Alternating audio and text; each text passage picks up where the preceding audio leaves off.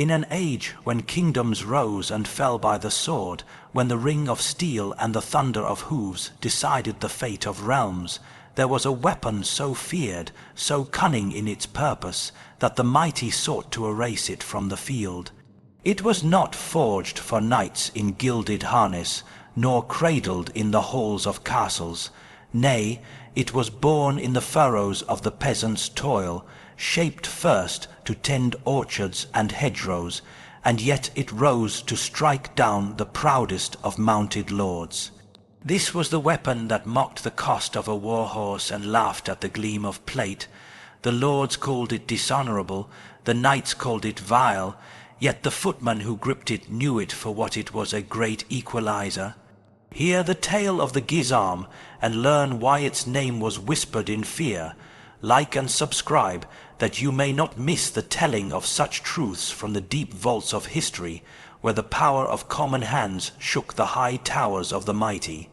In the brutal breath of the Middle Ages, when the smoke of war rose over fields, and the cries of the wounded mingled with the clash of arms, not every weapon was granted a place in the noble fray.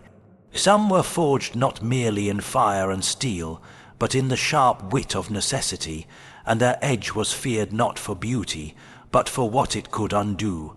The Gizarm was such a weapon, a tool that began its days as the servant of peace, only to find its true calling in the uproar of battle.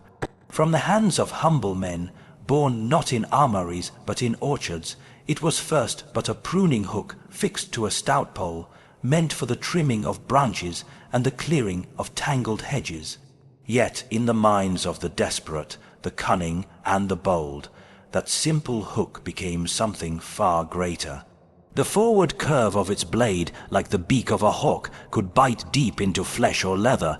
A spike thrusting from its end could pierce the narrowest gap in mail. A back hook could clutch reins, tear a man from the saddle, or wrench a shield away from a defending arm. In the din of battle, a footman could choose his doom for the foe in the beat of a heart. Hook to topple, edge to hew, spike to pierce.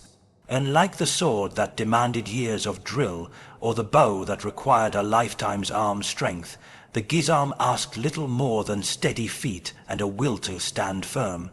2 days of training in the yard, and a levy could hold a line with his brothers, catching reins, pulling destriers sideways, and dragging the proud from their thrones of leather and steel. It was not merely deadly, it was cheap. The smith could fashion its head from the same iron he used for ploughshares. The carpenter could hew its shaft from any sturdy tree. Town arsenals stocked them in rows, for they answered the needs of those who could not squander gold like princes. Hold a narrow street, guard a gate, break a mounted patrol without the cost of a knight's ransom. This the Gizarm could do. In the field, companies of such pole arms were set beside the spearmen. The front ranks braced their points, the ranks behind reached over with hooks, turning the gallop of cavalry into chaos, a tangle of fouled tack, stumbling beasts, and men falling like rain. Knights learned bitterly that no harness could save a horse's joints, nor keep a rider upright when the hook bit home. Because it gave the low, born the means to match the high, those who ruled sought to bind it with laws. Town statutes forbade its bearing in fairs. Watchmen seized it from those who walked within the walls without leave. In the lists of tournaments it was cast aside as unfit for the display of chivalry. Yet in times of levy and siege the bands withered, for no captain could deny its worth when the enemy's horsemen threatened. Still, the great lords knew its danger was not only to the foe.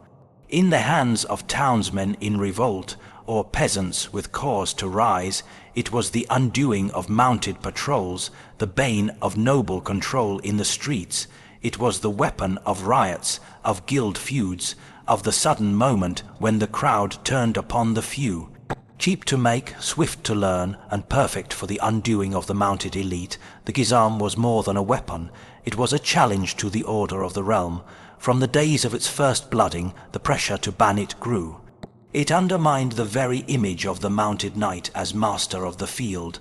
Chroniclers, writing for their noble patrons, painted it as crude and vile, the choice of peasants and rebels, unworthy of chivalric combat. But beneath the disdain was fear, fear of what might come if the commons could arm themselves with something that could unhorse a lord as easily as it trimmed a hedge. By the late 13th century, rules began to bite. Town markets barred its presence, fairs denied it, city gates saw it seized unless the bearer was on guard duty. In some places, no man could keep one in his house without storing it in the arsenal. In tournaments, it was unwelcome not for lack of skill, but because its manner of fighting was not the polished dance of the lists. It was grappling, dragging, breaking the flow. It was real war, and the lists were pageantry. Feudal levies were sometimes told to bring only the weapons named by their lord, spears, glaives, halberds, pointedly omitting the gizarm. This was not only for battlefield order, but to lessen the chance that such arms would be turned against the hand that called them. In cities, its name was linked with unrest. Guild disputes, political uprisings, and the barricades of angry men often bristled with its hooked heads, yet always the bands were uneven. On the marches where raiders rode, or in sieges where the ladders rose, the gizarm was brought forth without shame. In the narrow lanes of a beleaguered town, it could reach from behind a barricade to pull a man into the press, or from atop a wall to hurl a ladder's climber to the stones. In some lands, like Flanders, the gizarm's name was bound to victory. At the Field of the Golden Spurs in the year of our Lord 1302, the townsmen's ranks, armed with pikes, crossbows, and gizarms, cast down the knights of France. It was a day when foot stood over horse, when the order of centuries shook. After that, rulers grew wary indeed of militia with such weapons. Some made their keeping a licensed privilege, others forbade them outright save in war under noble command. The bands came in many guises. Some towns forbade long arms after dark. Some made travellers leave their pole arms at the gate and take them up again upon departure. In civic law they were ranked among riot arms, too dangerous for gatherings, too tempting in moments of strife. And yet, in sieges, in border fights, in the quiet musters of militia drills, they endured. Italian communes learned to temper their presence, allowing them for guard duty or rural patrols, yet forbidding them in the streets during festivals or assemblies.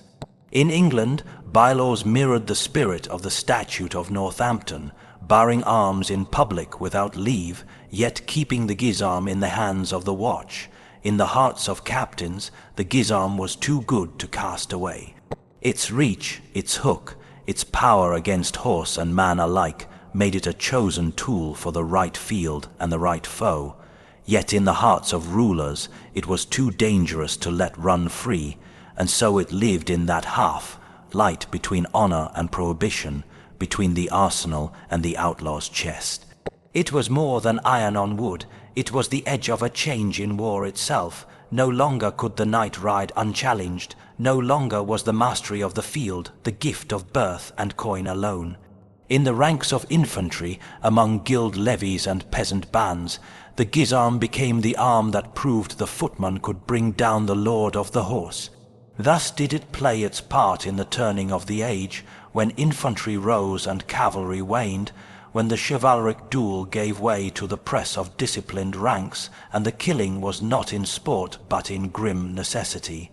The gizarm was a herald of that shift, a sign that skill, discipline, and the right tool could shake the very stones of the high towers, and so its story endures as both weapon and warning, from the days when the low born learned they could stand as equals in the killing fields of the Middle Ages.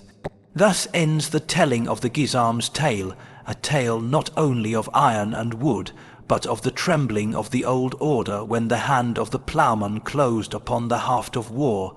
If you have found this story worthy, let your mark be set upon this place. Subscribe, that the echoes of forgotten battles may yet reach your ear, and like this telling, that it may ride forth to others who seek the truth of the Middle Ages. For history holds many such weapons and many such reckonings, and each is worth the hearing.